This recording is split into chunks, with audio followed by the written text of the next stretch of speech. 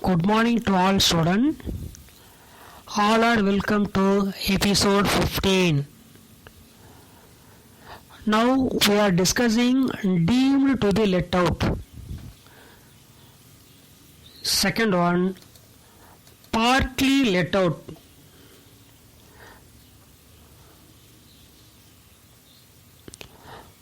What is meant by deemed to be let out? Deemed to be let out means if a person has occupied more than one house for his own residential purpose, only one house is treated as self-occupied. Remaining all other house treated as deemed to be let out. அதாவது deemed to be let out என்றது என்னன்னு பார்த்தீங்கன்னாக்கா house owner R landlord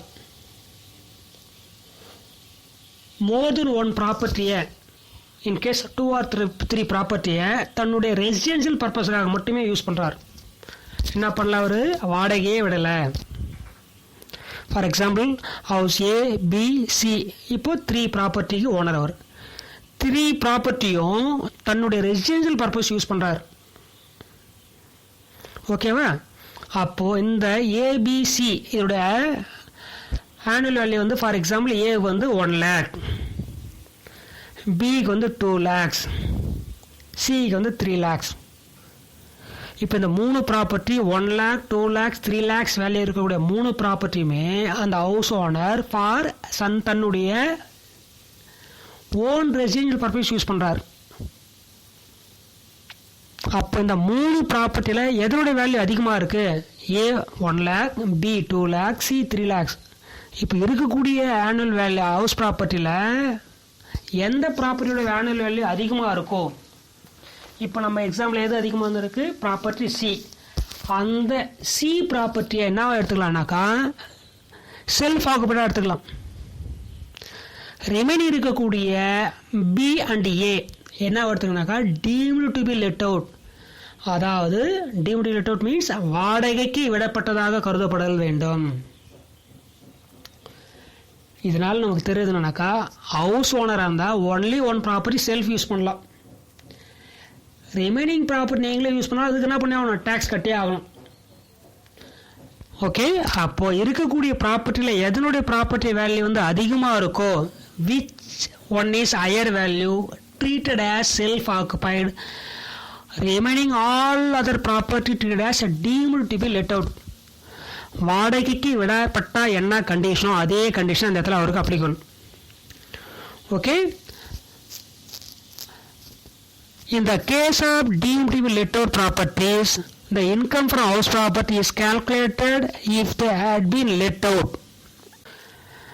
So as per income tax act 1961 பிரகாரம் ஒரு owner ஒரு வீட்டை self use பண்ணலாம், eligible.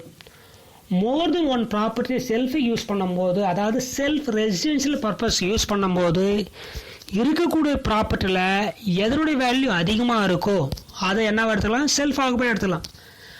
Remaining all other property treated as deemed to be let out.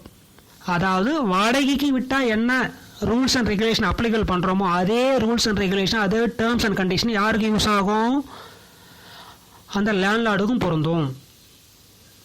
ஓகேவா? இது எந்த மாதிரி சுச்சுவேஷனில் deemed to be let out வரும்னாக்கா, இந்த house owner or landlord use more than one property for is residential purpose. ஓகேவா? Only one property use பண்ணாக்கா தேவையில்லை, அது எங்கே போயிடுச்சு? செல்ஃப் ஆக்குபையில் போயிடுச்சு. மோர் தென் ப்ராப்பர்ட்டி யூஸ் பண்ணும்போது மட்டும்தான் இருக்கக்கூடிய ப்ராப்பர்ட்டியில் ஹையஸ்ட் வேல்யூ செல்ஃப் ஆக்குபைட் எடுத்துக்கிறோம். ரிமைனிங் ஆல் அதர் ப்ராப்பர்ட்டி என்ன எடுத்துக்கிறோம்? Deemed to be let out. Dear student, இப்போ நம்ம deemed to be let out எப்படி நம்ம கேல்குலேட் பண்ணுறோம்? அதாவது ஒரு owner more than one property self use பண்ணும்போது எந்த ப்ராப்பர்ட்டி நம்ம செல்ஃப் ஆக்குபைடாக ட்ரீட் பண்ணுறோம், எந்த property deemed to be let அவுட்டாக ட்ரீட் பண்ணுறோன்றது கொஷின் இருக்குது. Mr. X has 2 houses. Both houses are used for his own residential purpose.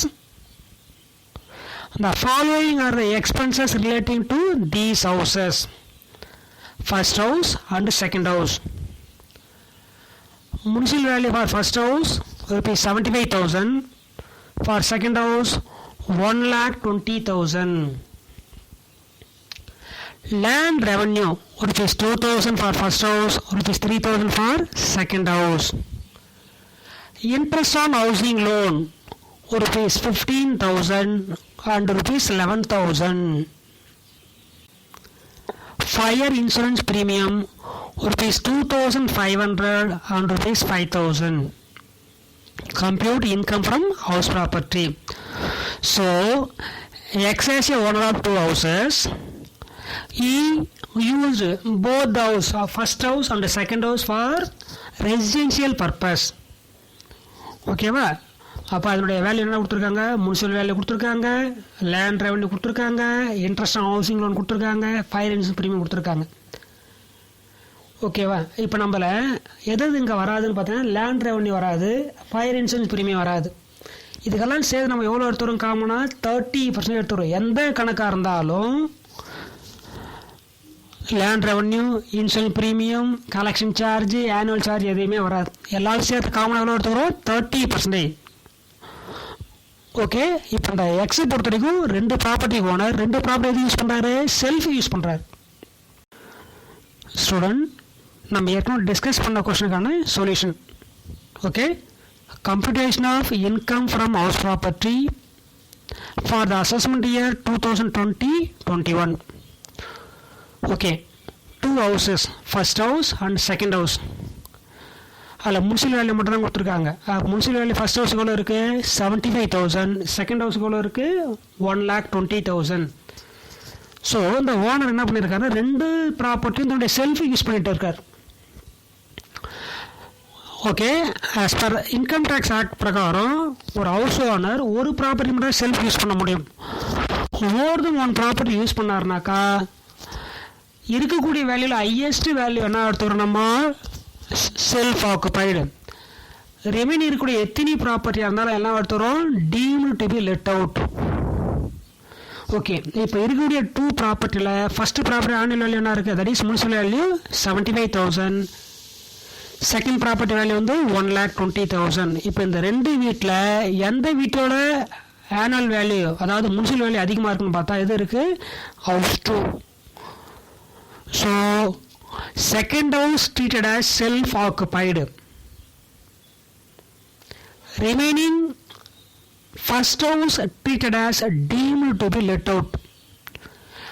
deemed to be let out மீனிங்னாக்கா வாடகைக்கு விட்டால் என்ன டேர்ம்ஸ் அண்ட் கண்டிஷனோ அதே கண்டிஷனை எங்கேயும் அப்ளிகல் பண்ணி ஆகணும். இது எந்த மாதிரி சுச்சுவேஷன் பார்த்தீங்கன்னாக்கா ஹவுஸ் ஓனர் வந்து மோர் தென் 1 ப்ராப்பர்ட்டியை செல்ஃப் யூஸ் பண்ணும்போது மட்டும் அந்த கண்டிஷன். ஓகே. அப்போ ஃபஸ்ட் ஹவுஸோட வேல்யூ 75, செகண்ட் ஹவுஸ் வேல்யூ வந்து 1,20,000. இப்போ இருக்குதுல ஹையஸ்ட் வேல்யூ செகண்ட் ஹவுஸ். அப்போது செகண்ட் ஹவுஸ் என்ன வருத்தரும்? Self occupied. ஏற்கனவே சொன்ன மாதிரி செல்ஃப் ஆக்குபைடோட வேல்யூ என்ன வரணும்? Gross annual value nil. First house value எவ்வளோ இருக்குது? 75,000. அது என்ன வருத்திருக்கோம்? Deemed to be let out. வாடகைக்கு விடப்பட்டதாக கருதப்படல் வேண்டும். ஓகே. அப்போ ஃபர்ஸ்ட் ஹவுஸோட முனிசிபல் டேக்ஸ் இருக்கா? இல்லை. அப்போ தேர்ஃபோர் என்ஏவி நெட் ஆனுவல் என்ன இருப்பது? ஃபர்ஸ்ட் ஹவுஸுக்கு 75,000, செகண்ட் ஹவுஸுக்கு வந்து நில். அப்போது ஏன் செகண்ட் ஹவுஸுக்கு நில்லுன்னு பார்த்தீங்கன்னா அது என்ன யூஸ் பண்ணுறாரு? செல்ஃப் ஆக்குபைடாக யூஸ் பண்ணுறாரு. ஃபர்ஸ்ட் ஹவுஸ் என்ன ட்ரீட் பண்ணியிருக்கோம்? Deemed to be let out. அப்போ ஸோ இந்த NAV for first house 75,000, second house nil. less standard deduction under section 24. அதில் ஃபஸ்ட்டு 30% ஆஃப் என்ஏவி. அப்போ என்ஏவி ஏற்கனவே எவ்வளோ இருக்குது? ஃபஸ்ட் ஹவுஸுக்கு 75,000. ஸோ அந்த 75,000க்கு 30% என்ன வரப்போகுதுனாக்கா 22,500. ஓகே. செகண்ட் ஹவுஸுக்கு வராது. ஏன்னா செகண்ட் ஹவுஸ் என்னது? Self occupied. ஃபர்ஸ்ட் ஹவுஸ் என்ன ட்ரீட் பண்ணியிருக்கோம்? டியூடிபி லெட் அவுட்டை ட்ரீட் பண்ணுறதுனால லெட் அவுட்டுக்கு என்ன டேர்ம்ஸ் அண்ட் கண்டிஷனோ அதே கண்டிஷனாக டியூடிபி லெட் அவுட்டுக்கும். ஓகே. அப்போது என்ஏவி எதுக்கு மட்டும் தான் applicable? Only for first house. First ஹவுஸோட NAV எவ்வளோ இருக்குது? 75,000க்கு 30% 22,500. Okay. Next interest on housing loan. First house எவ்வளோ இருக்குது? 15,000. செகண்ட் ஹவுஸுக்கு வேல்யூ வந்து 11,000. So NAV minus standard deduction நமக்கு என்ன கிடைக்கும்? Income from house property. இப்போ நம்ம ஃபர்ஸ்ட் ஹவுஸ் என்ன எடுத்துருக்கோம்னா டிமிட்டிவ் லெட் அவுட்டாக எடுத்துருக்கோம், அதாவது வாடகைக்கு விடப்பட்ட மாதிரி கருதுகிறோம். ஓகே, அப்போ இதில் NAV எவ்வளோ இருக்குது? 75,000. Standard deduction 30% interest on loan ரெண்டு சேர்ந்து எவ்வளோ இருக்குது? 37,500 இருக்குது. NAV 75,000 minus standard deduction 37,500. அப்போ ரிமைனிங் என்ன வரப்போகுது? 37,500.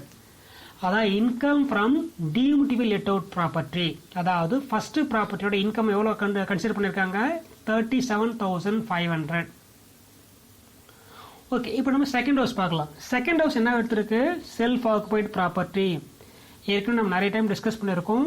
செல்ஃப் ஆக்குபைடு ப்ராப்பர்ட்டியோட ஆனுவல் வேல்யூ என்ன வரணும்? nil or 0. அதுலேருந்து என்ன மட்டும் தான் எலிஜிபிள்னாக்கா ஒன்லி ஃபார் இன்ட்ரெஸ்ட் ஆன் லோனை மட்டும் லிஸ்ட் பண்ணிக்கலாம். ஓகேவா? அப்போது செகண்ட் ஹவுஸ் ப்ராப்பர்ட்டியோட இன்ட்ரெஸ்ட் ஆன் லோன் ஏற்கனவே எவ்வளோ இருக்குது? 11,000. Therefore annual value nil minus 11,000. நமக்கு அவுட்புட்னா இருப்பது மைனஸ் 11,000 rupees. ஸோ டிமிட்டிவ் ப்ராப்பர்ட்டியோட இன்கம் எவ்வளோ இருக்குது? 37,500. செல்ஃப் ஆக்குபைடு ப்ராப்பர்ட்டிக்கு வந்து மைனஸ் 11,000. ஃபர்ஸ்ட் ஹவுஸ் என்ன எடுத்திருக்கோம்? டிமிட்டிவ் லெட் அவுட். அப்போ அதோட இன்கம் எவ்வளோ இருக்குது? 37,500. செகண்ட் ப்ராப்பர்ட்டி வந்து செல்ஃப் ஆக்குபைடு, அதோட லாஸ் வந்து 11,000. இப்போ ஏற்கனவே ஒர்க் அவுட் பண்ணதில் ஃபஸ்ட்டு ப்ராப்பர்ட்டி டிமிட்டிவ் ப்ராப்பர்ட்டி, அதாவது டிமிட்டிவ் லெட் அவுட்.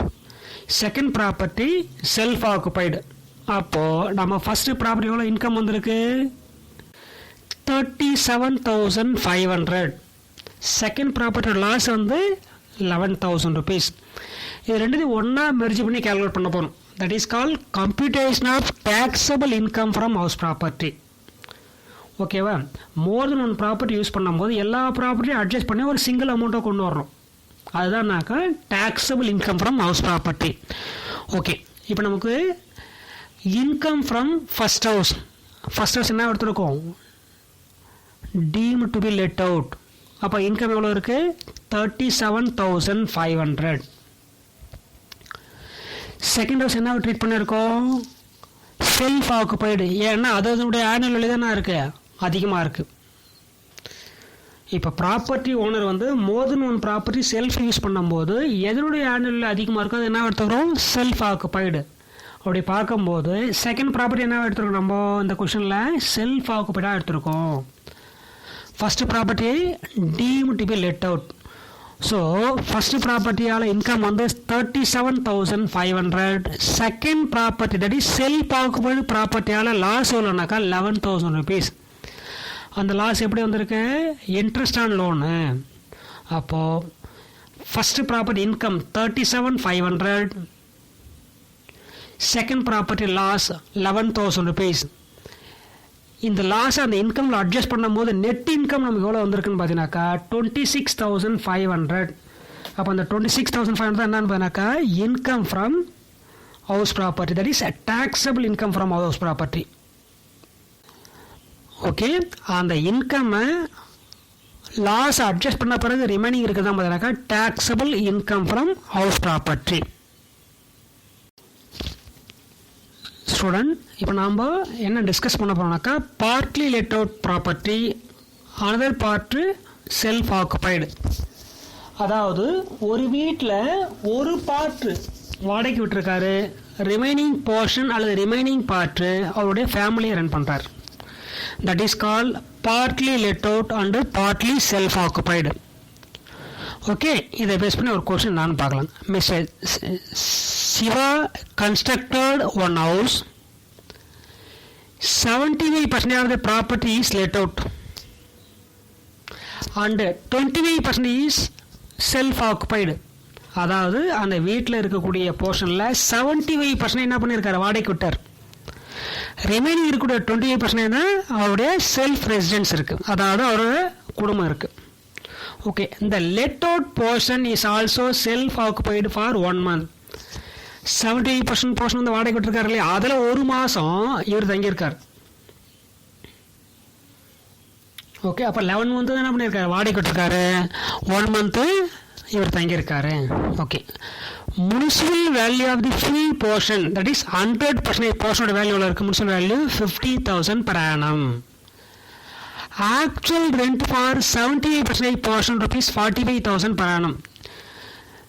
ஏன்னா 78% போர்ஷன் வாடகை விட்டுருக்காரு, அது மூலம் எவ்வளோ வாடகை வந்திருக்கு, 45,000 rupees per annum. Municipal tax for full portion 6,000 rupees. Ground rent rupees 2,500 per annum. Insurance premium rupees 5,000 per annum.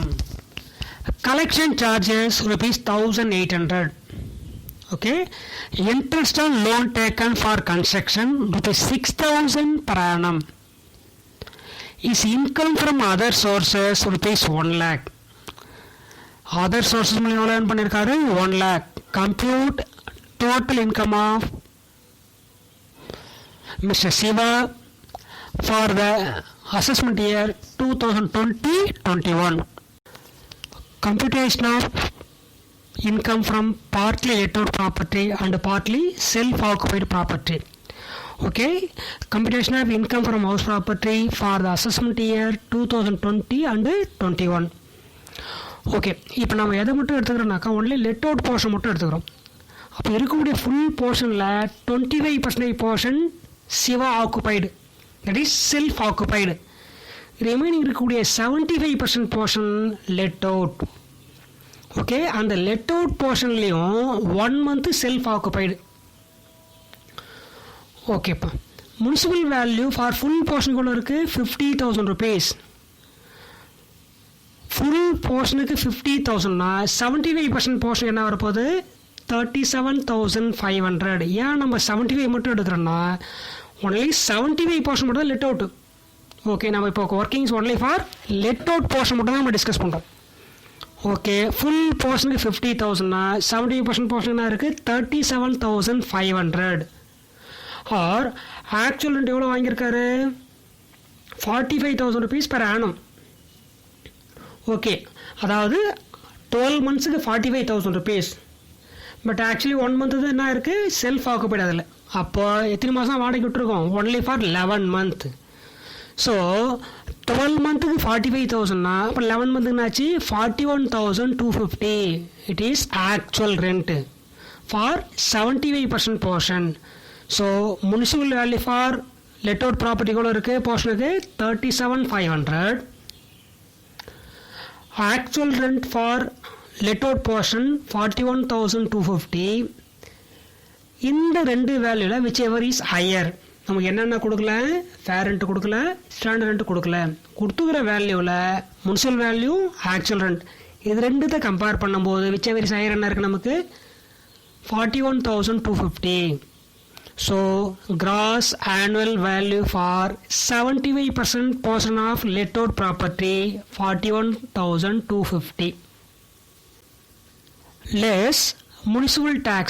Total municipal tax எவ்வளோ இருக்குது, 6,000. அதாவது ஃபுல் போர்ஷனுக்கு நமக்கு என்ன மட்டும் வேணும், 75% போர்ஷன் மட்டும் எவ்வளோனாக்கா 4,500 rupees. Okay, cross annual value 41,250 less municipal tax 4,500. அப்போ நமக்கு என்ஏவி எவ்வளோ வரப்போகுது, நெட் ஆனுவல் வேல்யூ 36,750. இந்த net annual value for 75% portion, that is let out portion.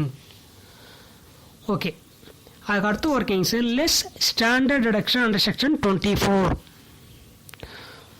காமனாக எவ்வளோ எடுப்போம், 30% ஆஃப் என்ஏவி. நமக்கு என்ஏவி எவ்வளோ இருக்குது, 36,750. அதில் 30% அப்போ எவ்வளோ வரப்போகுது, 11,025 rupees. That is 30% of NAV. Okay, அதுக்கு அடுத்தது interest on loan. Total interest on loan total எவ்வளோ கொடுத்துருக்காங்க,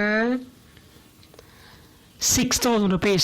That is interest on loan for total portion. That is full portion. நமக்கு எவ்வளோ மட்டும் வேணும்? only for 75% portion. So 6,000க்கு 75% பார்த்தீங்கன்னாக்கா 4,500 rupees. ஓகே, அப்போ ஸ்டாண்டர்ட் என்னென்ன இருக்குது? 30% NAV வந்து 11,025. Interest on loan for let out portion 4,500. Total standard action value வந்து 15,525. ஓகே, ஏற்கனவே நெட் ஆனுவல் வேல்யூ எவ்வளோ கேல்குலேட் பண்ணியிருக்கோம்? 36,750 மைனஸ் ஸ்டாண்டர்ட் ஆக்ஷன் டோட்டல் வந்து 15,525. ஸோ ரிமைனிங் நமக்கு எவ்வளோ வருது? 21,250. இந்த 21,250 தான் பார்த்தீங்கன்னாக்கா income from let out portion. Okay, இருக்கக்கூடிய போர்ஷனில் 20% self occupied, remaining 70% portion let out. இப்போ அதனுடைய ஆனுவல் வேல்யூ என்ன கன்வெர்ட் பண்ணிட்டோம்? ஃபுல் போர்ஷனை 70% போர்ஷனை கன்வெர்ட் பண்ணியாச்சு. That is 37,500. Actual rent for 12 மந்த்துக்கு 45, 11 மந்த்துக்குள்ள இருக்குது 41,250. ஏன் 11 மந்த்தாக கன்வெர்ட் பண்ணுறேன்னு பார்த்தீங்கன்னா அதில் 1 மந்த்து செல்ஃப் ஆக்குபைடு இருக்குது. தேர்ஃபோர் செல்ஃப் ஆக்குபைடு போக ரிமைனிங் எவ்வளோ இருக்குனாக்கா 11 மந்த்துக்கு 41,250.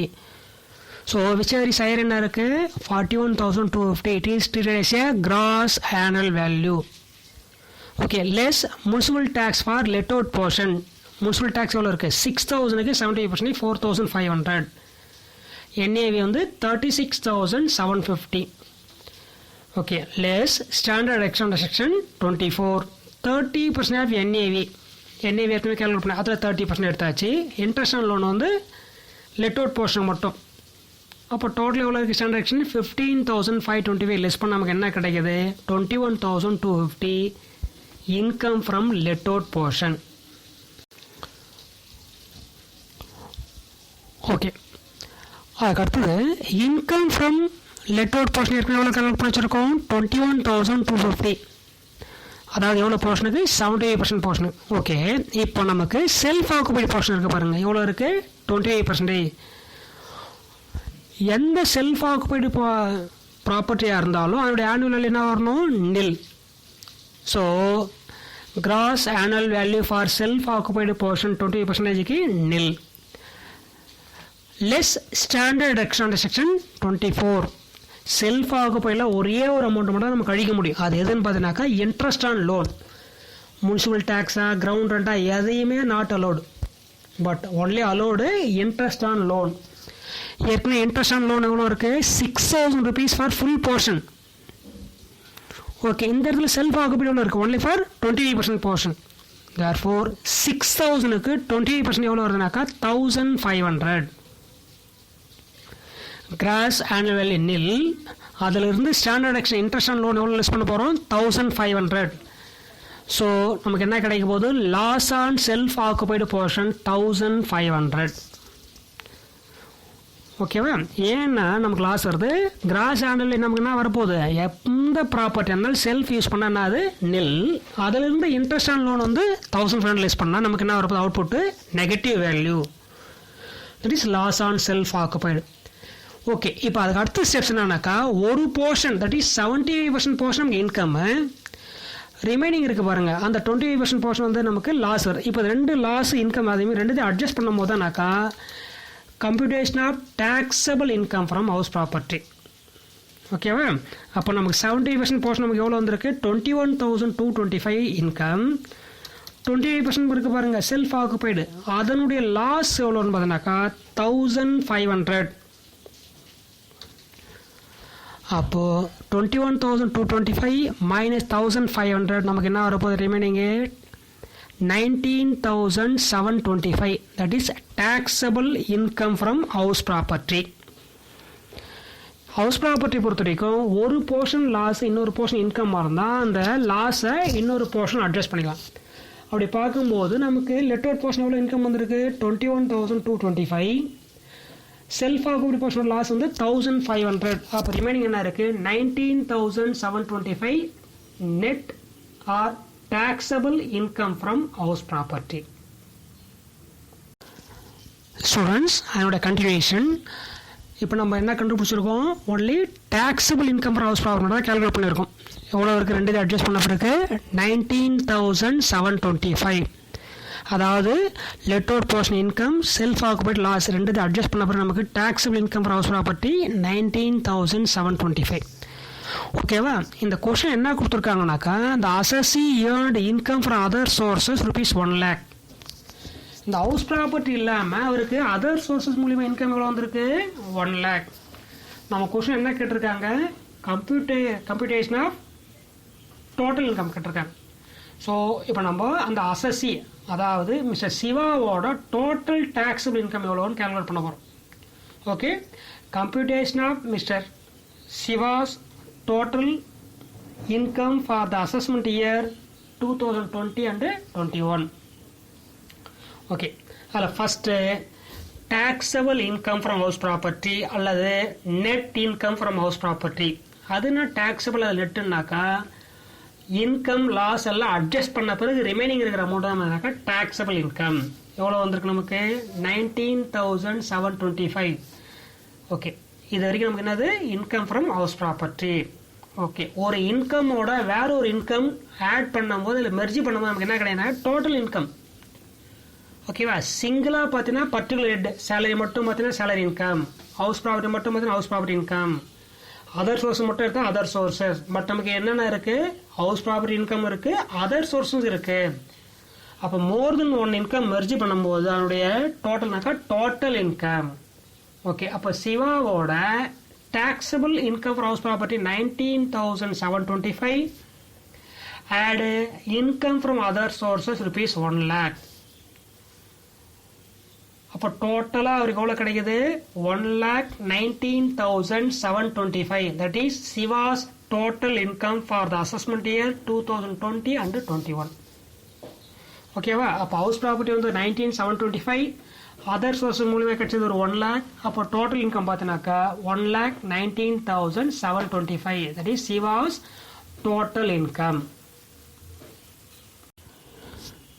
ஸ்டூடெண்ட்ஸ், இப்போ நம்ம பார்க்க போகிறது more than one property let out. ஓகேவா? Mister Gopi is the owner of 2 houses. From the following, compute income from house property for the assessment year 2020 and 21. Okay. House A, House B. Municipal value for House A ₹3,60,000, House B ₹6 lakhs. Actual rent received for House A 3 lakhs, House B 6 lakhs. Municipal tax paid ₹36,000 for A, ₹30,000 for B. Interest on loan taken for construction. First house ₹50,000, second house ₹1,82,000. Okay, municipal tax for house A ₹18,000 paid by the tenant. இப்போ house ஏவோட total municipal tax எவ்வளோ இருக்குது, 36,000. அதில் ₹18,000 paid by tenant. அப்போ remaining எவ்வளோ இருக்குது, 18,000 paid by the owner. இருக்கக்கூடிய 36,000ல் 18,000 paid by owner, remaining 18,000 paid by tenant. Okay, mister Gopi earned income from other sources for ₹2 lakhs during the year. அப்போது இந்த அசஸி மிஸ்டர் கோபியோட அதர் இன்கம் எவ்வளோனாக்கா 2 lakhs. Compute income from house property and total income. Now we are discussing computation of income from house property for the assessment year 2020 and 21. இப்போ நம்ம இந்த கொஸ்டினில் 2 ஹவுஸை கொடுத்துருக்காங்க, house A and house B. First நம்ம house A மட்டும் எடுக்கலாங்க. இப்போ ஹவுஸ் ஏவோட முனிசிபல் வேல்யூ எவ்வளோ இருக்குது, 3,60,000. ஆக்சுவல் ரெண்ட் எவ்வளோ இருக்குது, 3 lakhs. அப்படி நமக்கு என்ன கொடுக்கல, ஃபேர் ரெண்ட்டு கொடுக்கல, ஸ்டாண்டர்ட் ரெண்ட் கொடுக்கல. ஓகே, அப்போ இருக்கக்கூடிய ரெண்டு வேல்யூவில், அதாவது municipal value and actual rent ரெண்டுத்தில் ரெண்டு வேல்யூவில் விச்சவரிஸ் ஹையர் என்ன இருக்குனாக்கா 3,60,000. ஓகேவா? Municipal value 3,60,000, actual rent 3 lakhs. இதில் விச்சவரிஸ் ஹையர் வந்து 3,60,000. Okay, it is called as gross annual value less municipal tax paid. Total municipal tax 36,000. அதில் 18,000 யார் பே பண்ணியிருக்காங்க? டெனண்ட். அப்போ ரிமைனிங் எவ்வளோ இருக்குது? 18,000 பெய்டு பை ஓனர். இந்த இடத்துல முனிசிபல் டேக்ஸ் பெய்டு பை ஓனராக இருந்தால் மட்டும் அலோடு. அப்போது 36,000 18 பெய்டு பை டெனண்ட் அதை கன்சிடர் பண்ணாத வராது. அப்போ ரிமைனிங் எவ்வளோ இருக்குது? 18,000 rupees. அப்போது gross annual value 3,60,000 less municipal tax paid 18. அப்போ ரிமைனிங் என்ன இருக்குது? 3,42,000. அதான் நமக்கு net annual value for house A. ஓகேவா? அடுத்த workings less standard deduction section 24. இதில் நார்மலாக எவ்வளோ எடுத்துக்குவோம்? 30% NAV. நமக்கு இந்த கொஸ்டினில் நெட் ஆனுவல் வேல்யூ எவ்வளோ இருக்குது? 3,42,000. ஸோ 3,42,000க்கு 30% வரப்போது 1,02,600. ஓகேவா? Interest on loan for first house எவ்வளோ இருக்குது? 50,000. அப்போ ஸ்டாண்டர்ட் டிடக்ஷன் என்ன இருக்குது? 30% 1,02,600, இன்ட்ரெஸ்ட் ஆன் லோன் ஒரு 50. அப்போ டோட்டலி 1,52,600. அப்போது நெட் ஆனுவல் வேல்யூ என்ன இருக்குது? 3,42,000 மைனஸ் ஸ்டாண்டர்ட் டிடக்ஷன் 1,52,600. ரிமைனிங் என்ன வரப்போகுது? 1,89,400. இதான் பார்த்தீங்கன்னாக்கா income from house property house A. ஓகேவா? ஏன்னா இருக்கக்கூடிய 2 ப்ராப்பர்ட்டியில் 2மே என்ன பண்ணியிருக்காரு? Let out. அப்போ நம்ம ஃபஸ்ட் ஹவுஸ் மட்டும் எடுத்துருக்கோம். அதில் ஹையர் அமௌண்ட் என்ன இருக்குது? 3,60,000 less municipal tax paid by owner. அதை மட்டும் தான் தேவை. அப்போ அது போக ரிமைனிங் வந்து 3,42,000 லெஸ் டிரான்சாக்ஷன் இருக்குது 1,52,600. அதாவது 30% NAVயும் இன்ட்ரெஸ்ட் ஆன் லோன் ரெண்டும் சேர்ந்து 1,52,600. அப்போ therefore income of house property equal to net annual value minus standard deduction. அப்போ net annual value 3,42,000 minus standard deduction 1,52,600. remaining amount என்ன இருக்கு? 1,89,400 as a income from house property A. okay students, நம்ம இப்போ என்ன பார்க்கணும்? house property B. ஏன்னா first property A complete பண்ணியாச்சு. அடுத்தது ஹவுஸ் ப்ராப்பர்ட்டி B. ஏன்னா A and B both property are let out. Okay, இப்போ ஹவுஸ் ப்ராப்பர்ட்டி பி கேல்குலேட் பண்ணும் போது முனிசிபல் வேல்யூ எவ்வளோ இருக்குது? 6 lakhs. ஆக்சுவல் ரெண்ட் என்ன இருக்குது? 6 lakhs. Both are same. அப்படி இருக்கும்போது விச் எவர் இஸ் ஹையர், எந்த அமௌண்ட் இருந்தாலும் ஈக்குவலாக வரப்போதுங்க, நோ ப்ராப்ளம். அப்போ municipal value 6 lakhs, actual rent 6 lakhs. any one of the amount taken as a gross annual value. okay, அப்போ நமக்கு இந்த கொஸ்டின் என்ன வருது? gross annual value 6 lakhs less municipal tax paid. municipal tax எவ்வளோ இருக்குது? 30,000. நம்ம gross annual value ஒரு calculate பண்ணியிருக்கோம் 6 lakhs மைனஸ் முனிசிபல் டேக்ஸ் வந்து 30,000. அப்போது 30,000 லெஸ் பண்ண பிறகு நமக்கு என்ன வரப்போகுது? 5,70,000. அதான் நமக்கு நெட் ஆனுவல் வேல்யூ. ஓகே, இந்த கொஷனில் municipal value and actual rent both are same.